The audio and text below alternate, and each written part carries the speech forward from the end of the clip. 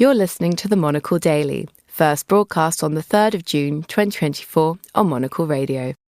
Russia floods the EU election with disinformation, as if voters weren't bewildered enough. The likelihood of next week's Ukraine peace summit bringing peace, or even being much of a summit, and North Korea establishes an exciting new benchmark for pointless petty malice. I'm Andrew Muller. The Monocle Daily starts now.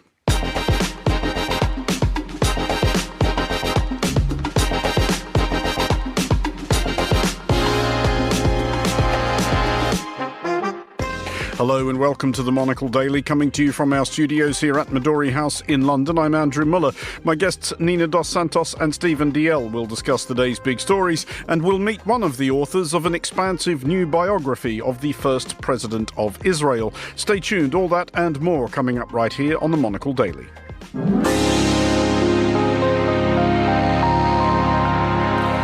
This is the Monocle Daily. I'm Andrew Muller, and I am joined today by Nina dos Santos, international broadcast correspondent and formerly CNN's Europe editor, and by Stephen Dalziel, the Russia analyst and regular Monocle Radio contributor. Hello to you both. Hello. Good evening. Nina, you have recently been, as befits an international broadcast correspondent and indeed former CNN Europe editor, in Europe. Specifically Paris. That's right. Well, actually, I've been travelling all around north and western France and the French capital, sort of gauging the pulse of how Macron's centrist movement is going to fare ahead of these upcoming EU elections. And it's not looking good. I found it very, very hard to find anybody who said that they were going to be voting for Macron, admittedly among, not a statistically significant poll size, but I would say that his message is looking increasingly fragile. There's obviously Jordan Bardella, the president of the National Rally, Marine Le Pen's party there, the far right,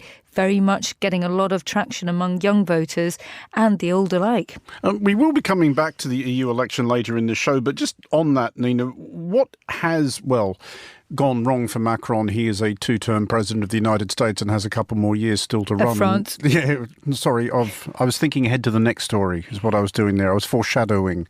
No, good spot. What actually has gone askew for his message? Is this just the thing of the French people just getting completely sick of their president, which they usually do, and in his defence, they've got sick of him less and more slowly than they usually do? I think the issue is that he's focusing very much as presidents do when they're thinking about their legacy and can't run for another term. They say he's focusing too much on foreign affairs. He's really taken to the international stage over the last couple of months with this big message saying that, more Europe is the answer, not less, to a belligerent Russia.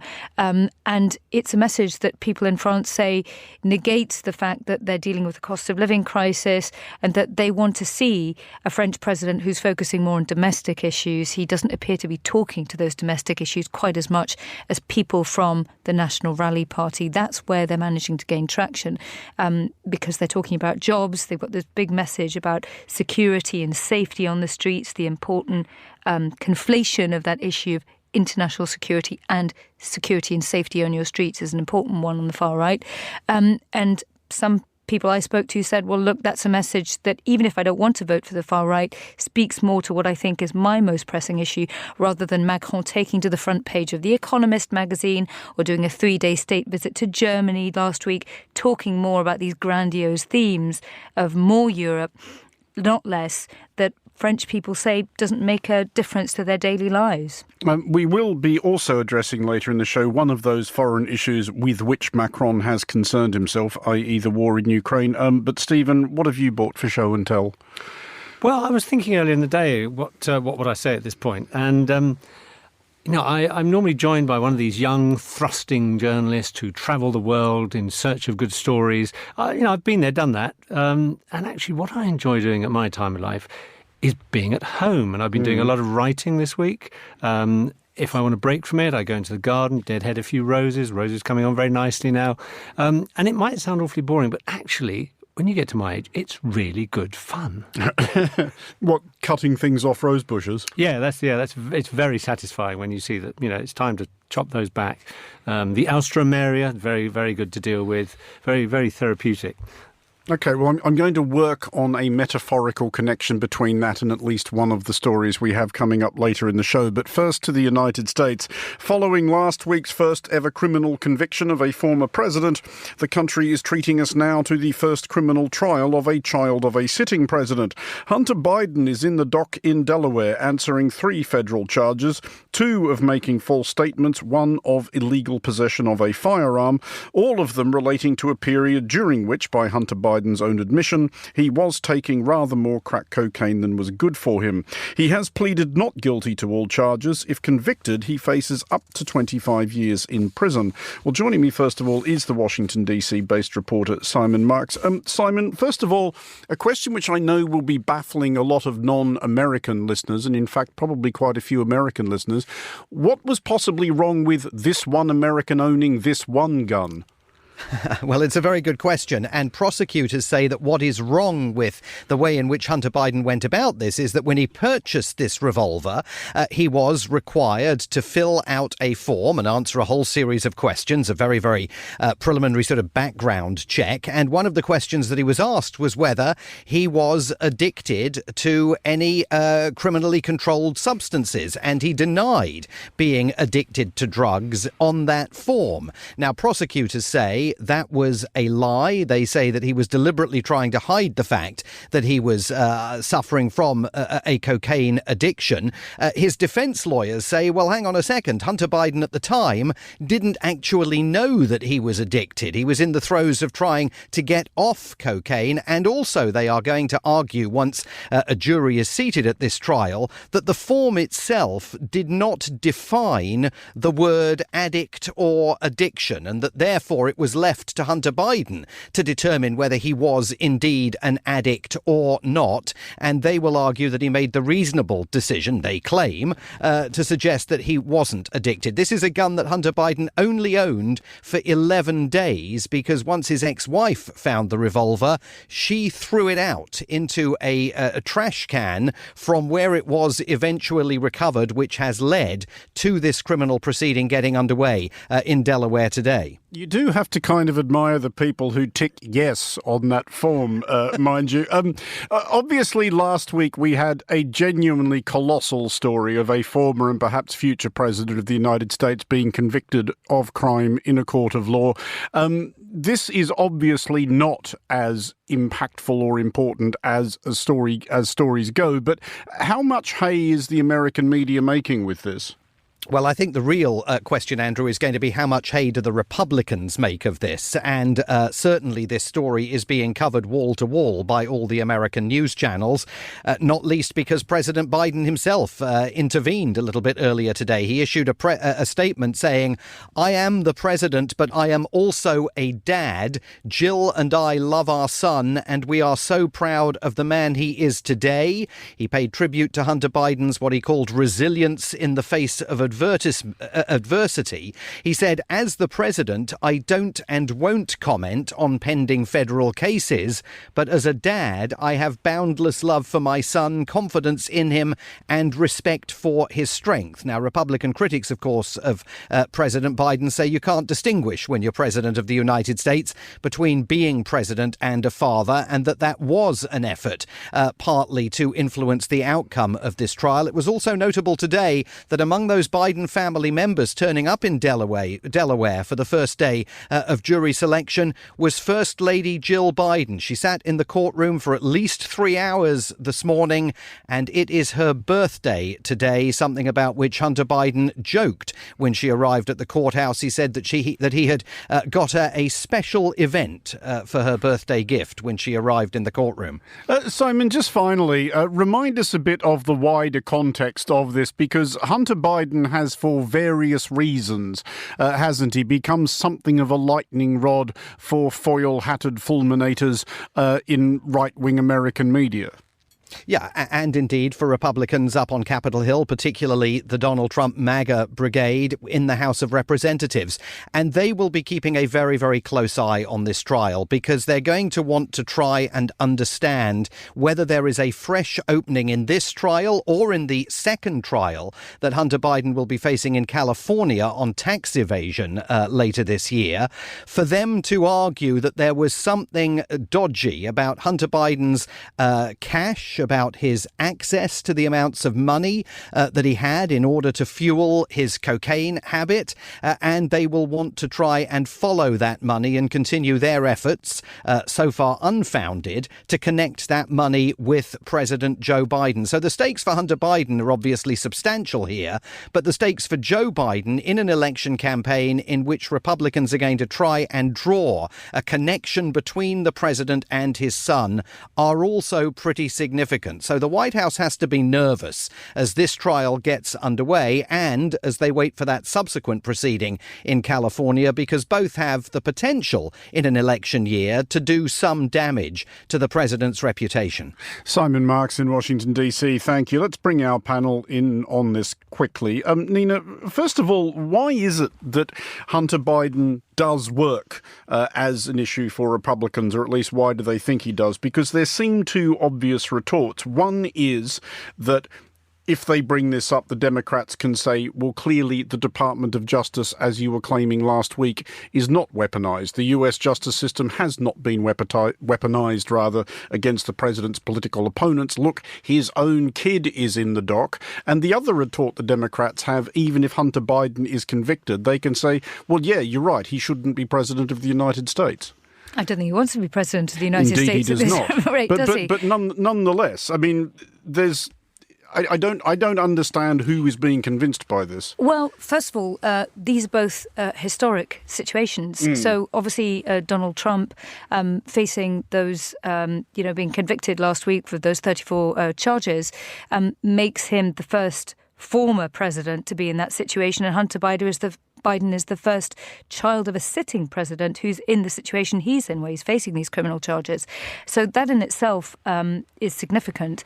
And the other issue is about both of those two cases that we've heard about last week and this week, is that there are also other cases in quote-unquote the court of public opinion and also other courtrooms that potentially are more serious. So, for instance, to us internationally, we might look at the January 6th insurrection charges that Donald Trump is facing as being far more serious than the hush money issue that we saw him convicted of last week. But, and ditto with Hunter Biden as well, the Republicans have been trying to pin allegations on him about nefarious business dealings involving two very live subjects. One is Ukraine and one is China.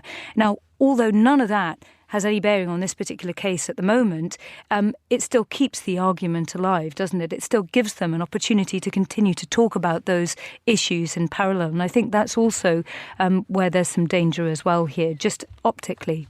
Stephen, optics aside, as a general principle, if we lived in a sane and sensible universe, should the misconduct or indeed conduct of a politician's child sway a single vote? No, it shouldn't. I mean, it sounds almost Soviet. I mean, that was particularly under Stalin, and indeed coming back under Putin was the idea, that one member of the family is guilty, everyone's guilty, and it is something out of Stalin's Soviet Union, indeed 1984 idea. So. No, he shouldn't. What I find so incredible is that they're causing such a fuss over this, over this gun in a country where, as you hinted at earlier, there are so many guns. And I was talking to an American friend only at the weekend, and she was saying how she'd not long ago been in Boston, and there were these big adverts everywhere, including huge banners saying "No background checks done." And you could just go and buy a gun across the counter. So he's being strung up now for a background check where he may well have mistakenly put a tick where, or not put a tick where he should have done. But it's the trouble is we're in a world of social media, of headlines and sound bites, And this is the sort of thing that people will leap on. And it's got absolutely nothing to do with the Trump trial last week, but it's another trial. It's someone close to the sitting president, and therefore a lot more fuss about is being made about it than actually it deserves. Well, on the subject of headlines and soundbites, citizens of the EU begin electing a new parliament later this week. Among those taking an interest, a keener interest indeed than many European voters, is Russia. Possibly bored by their own elections, which tend towards the predictable, Russia has in recent years enjoyed sowing disruption and confusion in everyone else's, and this EU election will be no exception. It is likely, in fact, to be a preview of what fresh hells will be wrought upon the information landscape by weaponised AI. To cite just one example, the EU's disinformation hunting unit known as Stratcom has recently been labouring to debunk a Russian-language YouTube video reporting the implausible scenario of terrified Poles seeking refuge in Belarus. Nina, that is just one disinformation outreach of countless, but it does seem kind of representative, because it strikes me at least that what we ultimately end up running up against is that it's very hard to get things across to or explain things to people who are, in the first place, willing to believe that people are fleeing Poland for a better life in Belarus. Obviously. But first of all, I'd just like to say that, it's odd, isn't it, here? We're in a room full of journalists, but I would say that, this type of disinformation also flourishes in a world where politicians often don't answer the question, right? And lots of people in some of these countries are finding it quite difficult to get questions answered by their politicians. And so, the alternative narrative becomes a very sort of seductive proposal. And I think this is what Russia over the last 10 years has leveraged. Stratcom, you're talking about that particular unit, which, by the way, for the whole of the EU, which is, hundreds of millions of citizens, they've only got 40 people working for that unit. It's chronically underfunded. I remember when it was set up about something like less than a decade ago. It was set up ahead of the 2018 last parliamentary cycle for the EU, when there was real concerns that Russia was going to try and replicate the disinformation surrounding the US 2016 election of Donald Trump in the EU, and they caught a lot of these websites, but they're still popping up. And really, what this speaks to is that some countries across the EU have done a good job in trying to fund these disinformation use to catch things out. France at the moment is actually suffering a chronic amount of disinformation that it's managing to catch. But other countries don't bother investing in it at all, including some in Eastern Europe. And, we saw just a few weeks ago, we were talking about the shooting of Robert Fico over in Slovakia. When you have this type of disinformation that, as I was saying, becomes so seductive, it pulls people apart politically, pulls the narrative apart, it can have some very dangerous consequences. Stephen, it's a question that can be asked in exasperated tones about a great many things, but why does Russia do this? What's the point? It's Putin's idea that the West is against us. Everyone hates us, and therefore we've got to defend ourselves. I mean, they say they're defending themselves in Ukraine. Everybody does, but you do kind of reach the point at which you have to ask yourself if you might be the problem. Well, yeah, but Putin won't ask himself that question, unfortunately. And at the root of all this is Putin's resentment. Because it's not that the West was out to get Russia, it's because the West ignored Russia. The West saw itself as having won the Cold War in 1991, and Russia didn't actually count anymore in the 90s. And when Putin came to power at the end, as Prime Minister, first of all, in August 1999, and then as acting president, and then actually president from March 2000, he realised that the West wasn't actually that interested in him. He's twisted it into this idea that the West is against Russia, the West's out to get Russia, and that's the whole root of the war in Ukraine. But the question about disinformation, they want to cause chaos, they want to cause havoc. And before I was a sort of sit at home and do my writing journalist, in 2017, in fact, I was in 15 different European countries, largely chasing the question of Russian disinformation, and indeed we're doing some work with Stratcom, the EU's organisation, which, as Nina says, is desperately underfunded. And then it was difficult enough then, because the disinformation story would run first, and it's much more difficult then to chase after it and say, oh, actually, no, this isn't true. This is the true story, because often the true story needs much more explanation. Always. But now, always, yes, better. Now it's even more difficult because of AI, because AI has made such an advance that you can have videos now where a politician appears to be saying something, and it's very plausible. There was a story I was reading today that on TikTok in particular, people are getting very worried about TikTok. There's an awful lot of videos influencing young people. A large number of young people do get their information and indeed their political news from TikTok, and this was particularly related to the British election coming up in 5 weeks' time. But it's a genuine worry. There's a fake video out there of Rishi Sunak, the British Prime Minister, saying things he never said. And that's a big change since 2017, and that's what makes it even more worrying. It's even more difficult to chase and disprove the disinformation. And can I just add, also what this shows us is that the media landscape has changed hugely in the last 15 years, hasn't it? The people who are making money are social media platforms, really. Big media, trusted media outlets find it almost, uneconomical to operate in the current environment. And these social media outlets are not regulated in the same way as traditional media outlets are, where you'd have more trusted content. And part of the problem is that you have the bigger names in news sort of chasing more outrageous stories because you have this sort of force of clickbait, which is luring people into this cycle of becoming more and more outraged. So then they end up seeing something that is fake, but it's, outrageous. They might believe it. And that's when they end up down the wormhole of disinformation, because we're being tempted over the last 15 years to go for the more salacious and, mesmerising and outrageous story. And it's also, let's just face it, it's also the only way that some of the more established media brands can compete in this space. But on that subject, Nina, and you conjured earlier the idea of sort of 40 hapless, well-meaning functionaries playing incessant whack-a-mole with disinformation popping up everywhere. That's clearly not going to work. Regular listeners will have heard me push this cart before, but what is stopping, do we think, the EU or individual European leaders saying either the social media platforms fix this, and we mean fix it, or we're pulling your plugs?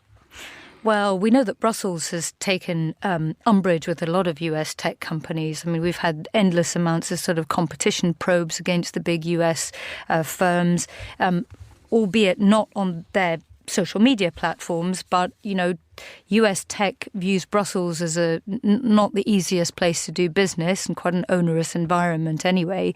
I think the problem with social media, just like AI, as you mentioned before, is that it's become, a force unto its own. And I think it's almost too late to try and, wrest back control of that narrative, especially for politicians across the EU and other countries, because, look, their electoral cycles aren't long enough to tackle this issue now. It's become such a big problem. Even Rishi Sunak did his first TikTok just a week ago, by the way, right? They just have to get on board.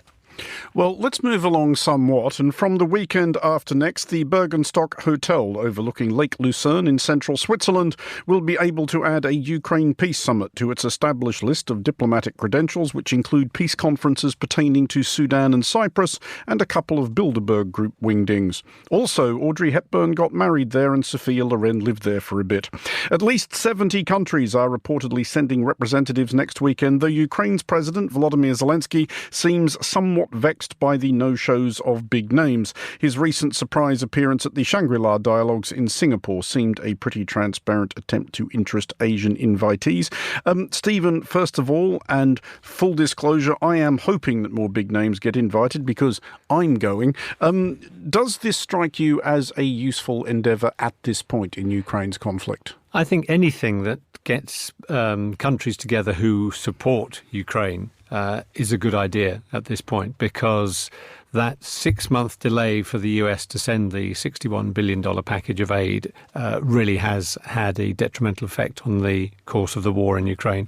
And so I think the fact that Zelensky went all the way to Singapore, which, given the difficulty of just getting out of Ukraine to start the journey, that's a major effort on his part. It shows how he is concerned that the rest of the world can maybe forget about Ukraine, is forgetting about Ukraine, and they mustn't. And they're saying that the Ukrainians are now saying 107 countries might turn up. So I think it will be the more the merrier. And I do think, actually, that it is, even if there's no grand peace plan that comes out of it, the fact that these countries are getting together and there'll be the conversations in the sidelines and so on, I think it is actually significant and important. Just to follow that up, though, Stephen, does Zelensky not at this point have the problem that everybody knows what he's going to say? That's not to say that what he has to say is wrong, but there could be an inclination towards thinking this summit could probably be an email at this point. I hope not. Yes, the war's gone on for over 2 years now and shows no sign of ending.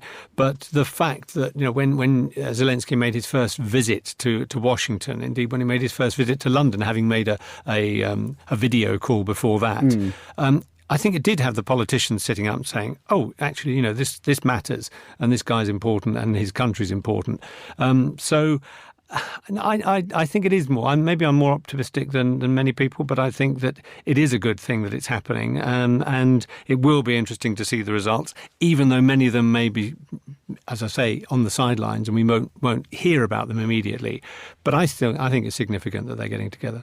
Nina, the United States doubtless will send representation of some kind, but President Joe Biden will not be attending. Does that right there kind of instantly relegate it to seeming like a bit of a second-tier endeavour? I think this is the problem, isn't it? Because Zelensky went right across the world, as Stephen was just saying, to Singapore. But I don't think he got a chance to have a meeting with the Chinese Defence Secretary, even though he was there and made some very public comments. But he did get a chance to sit down with Lloyd Austin, the US Defence Secretary. So whether or not we might see Lloyd Austin, attending this Swiss summit, perhaps, as you were saying before, Stephen, there's 106, 107 countries the Ukrainians say are going, but they also say that Russia and China is pressuring a lot of the high-profile countries to either scale back the status of the people they're sending or to not take part at all. So there's real concerns here that it's not just Russia and China that aren't around the table, but as you were saying before,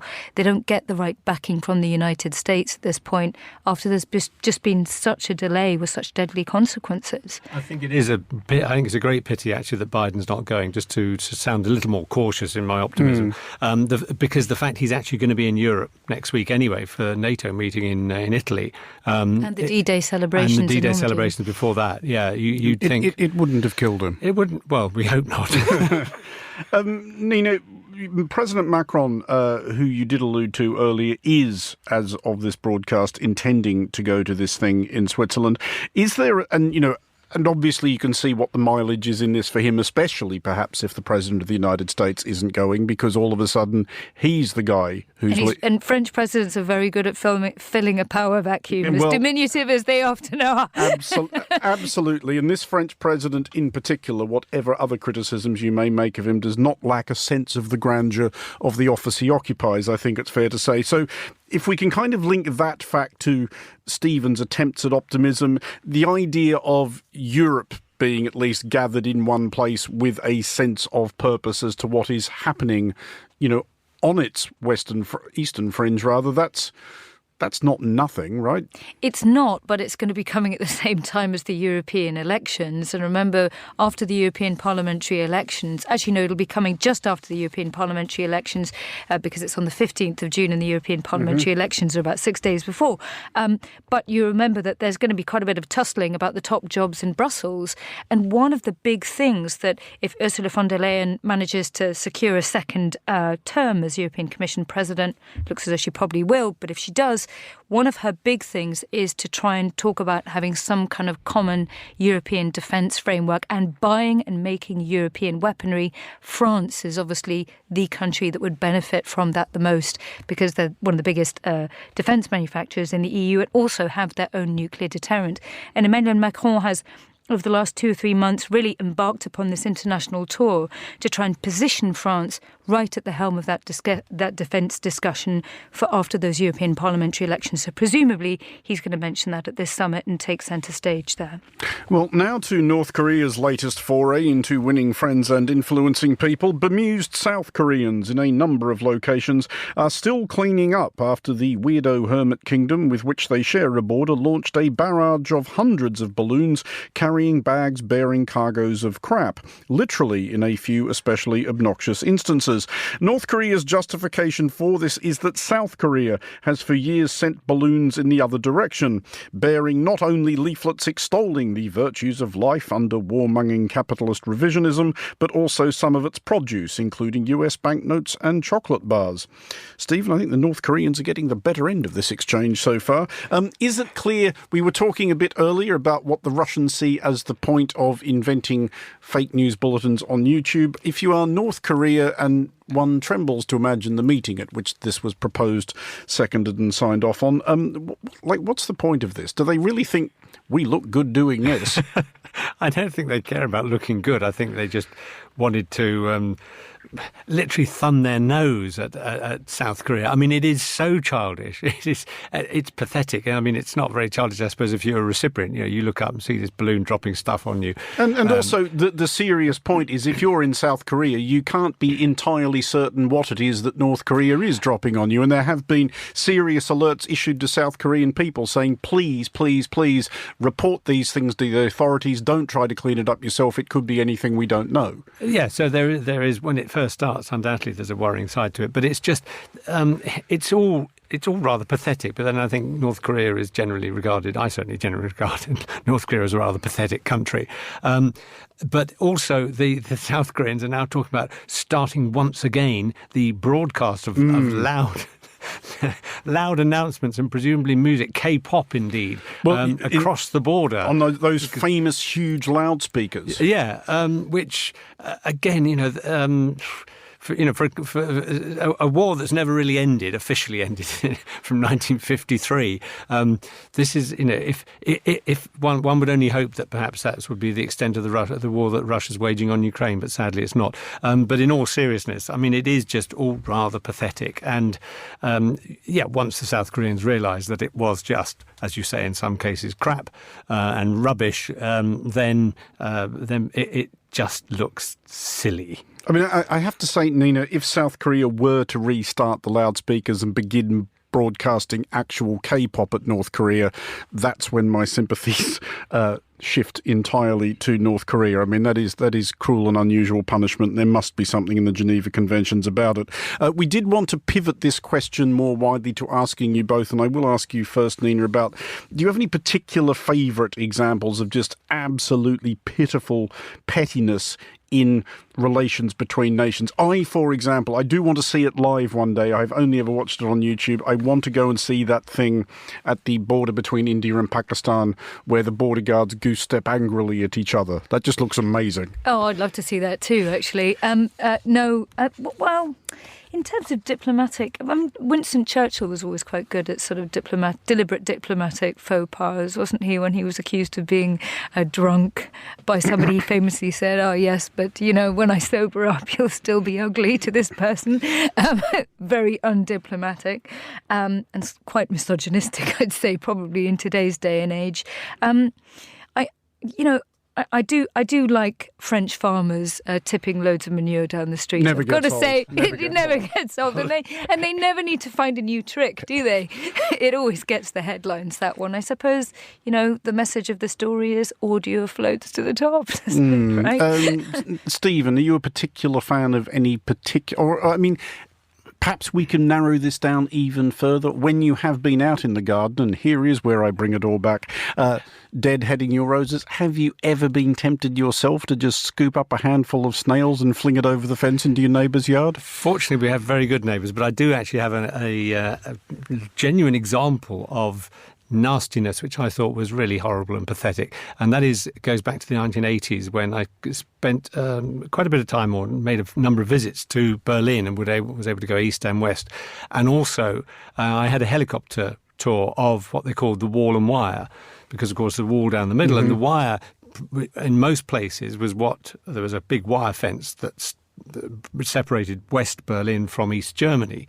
But there was one point in southwest of West Berlin, which was rather like a sort of thermometer, because they'd drawn the border exactly as it had been before the wall went up.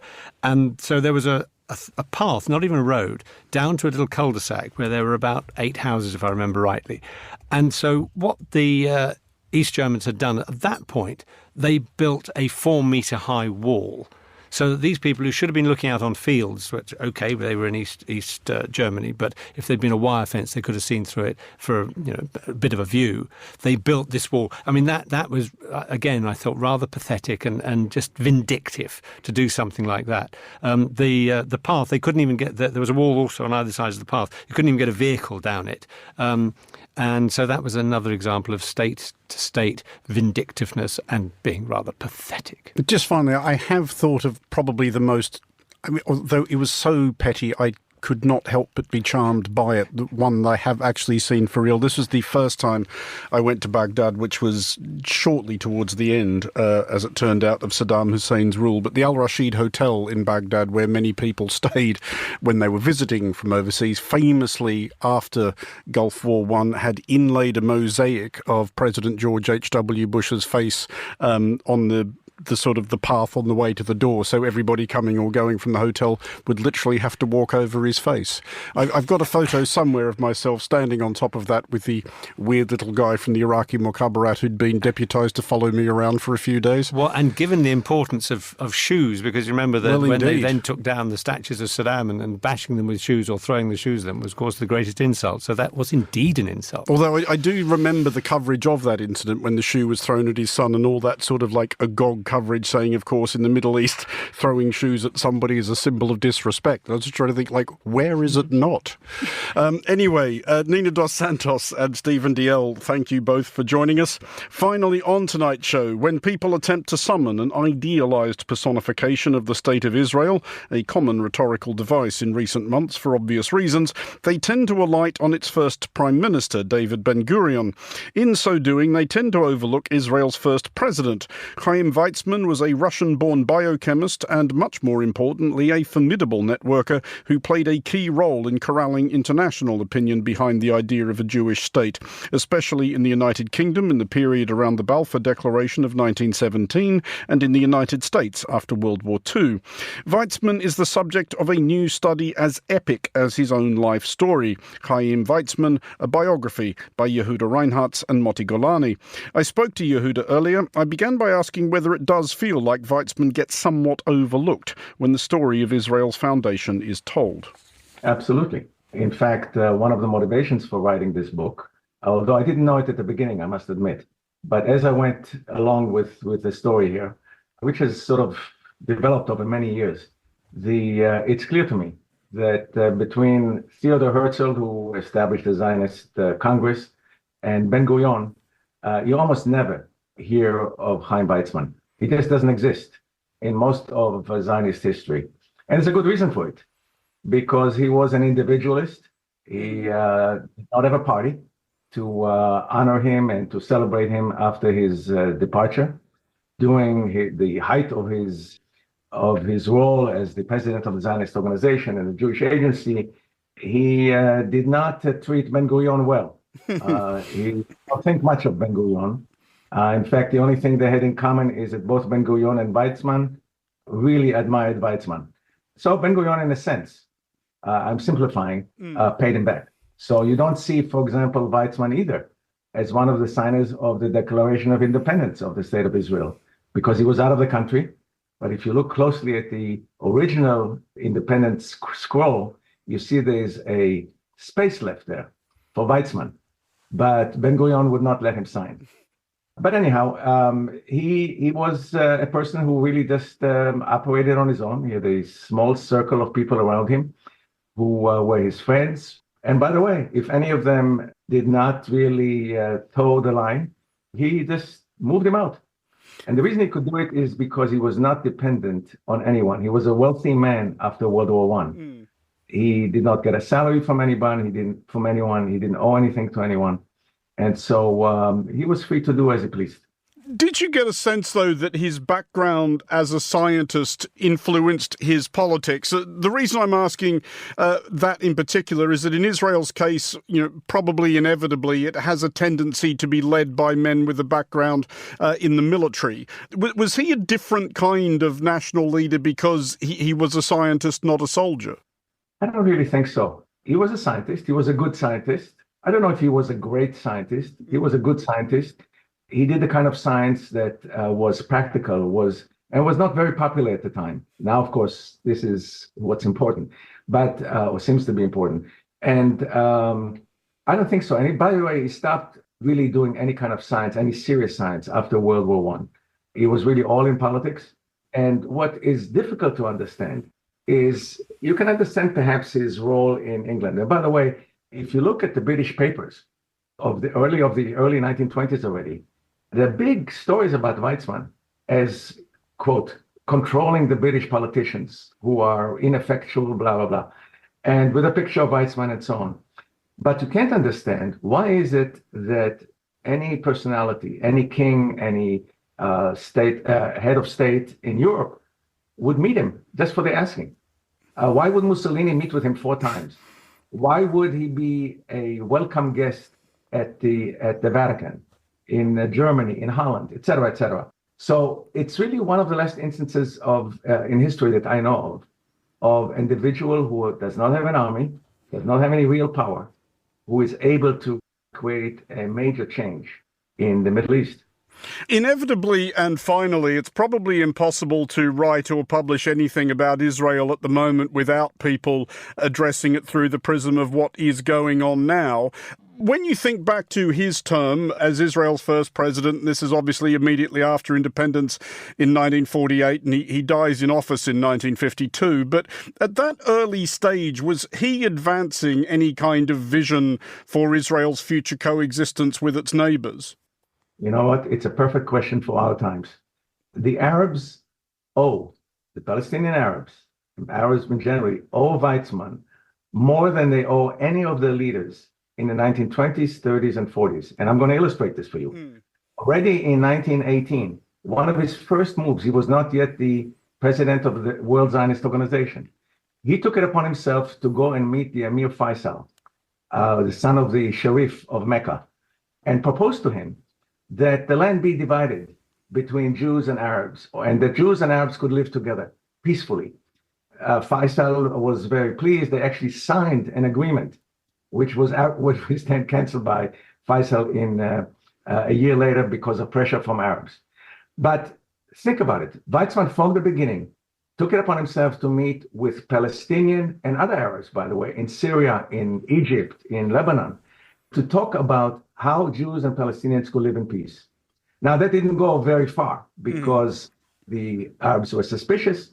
He was a Brit. He, by the way, considered himself to be a British more than anything else. But in 1937, thanks to Weizmann, who pushed the British and pushed the Zionists, he said, I want to have a piece of Palestine. It could be the size of a handkerchief. I'm quoting him, obviously an exaggeration. Any size of the land I would accept as a place that could take Jewish refugees. When you look at UNSCOP, the United UN Special Commission on Palestine, same thing. He agreed to the land. Again, he persuaded the Zionist organization in 1947-48 to accept a much smaller piece of land than the Zionists had wanted.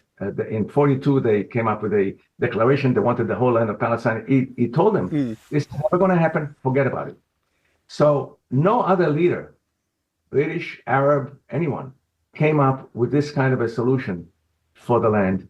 And Weizmann, this is the interesting point that I hope I can make. Weizmann actually considered an Arab entity, an independent Arab entity, as a benefit to the Zionist movement. He felt that living with the Palestinians in peace would be good for the Zionists. And he had one expression, actually 2 of them. One, he said, we don't want to rule, but we also don't want to be ruled. We want to live in peace with our neighbors. And second, he said, Zion will be redeemed in justice. In other words, only if we become just, only if we treat everybody as our neighbors, as our friends, can we live in peace. These were his mantras, and he acted accordingly.